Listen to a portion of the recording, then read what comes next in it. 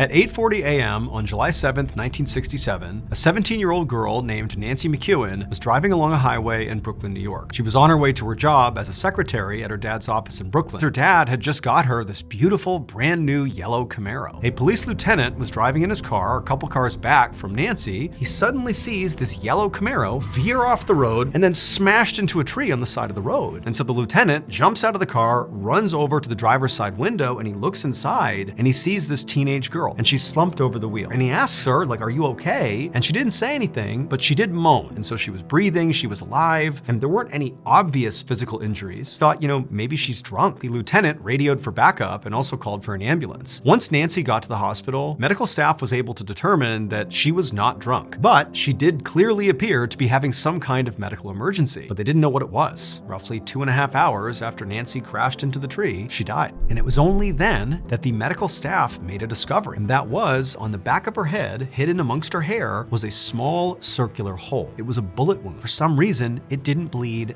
at all. About 30 minutes after this discovery was made, a detective named Albert Seidman, he'd already spoken to Nancy's parents. They said that Nancy never got in trouble and certainly didn't have any enemies. Adding to the mystery here is Seidman knew there had been that police lieutenant who just happened to be driving when she suddenly veered off the road and crashed. And he would say that he did not hear any gunshots. Detective Seidman, thinking logically, thought, well, there has to be a shell casing somewhere, but they found nothing. Detective Seidman decided to go find witnesses. He gathered up his team and he circled some spots on a map of Brooklyn. In one of those circled areas, the police discovered a gas station that was owned by a guy named Theodore DeLisi, and it was located only 2 blocks away from where Nancy had been shot. When the police officers rolled up to this gas station, Theodore was working. He said, unfortunately, he hadn't seen or heard anything. But then Theodore quickly followed that up and said that while he had been at the gas station in the morning for a little bit, he did take off at some point to go fishing out on the water in his boat. And at some point, he began to think really hard about what he actually saw when he was out on the water fishing, and suddenly it all clicked. Theodore knew who killed Nancy. It would turn out at 8:40 a.m. on July 7th, the exact moment Nancy was shot, Theodore was in fact out in his boat, except he wasn't actually fishing. Instead, he had a can, and he threw that can into the water, and then he raised his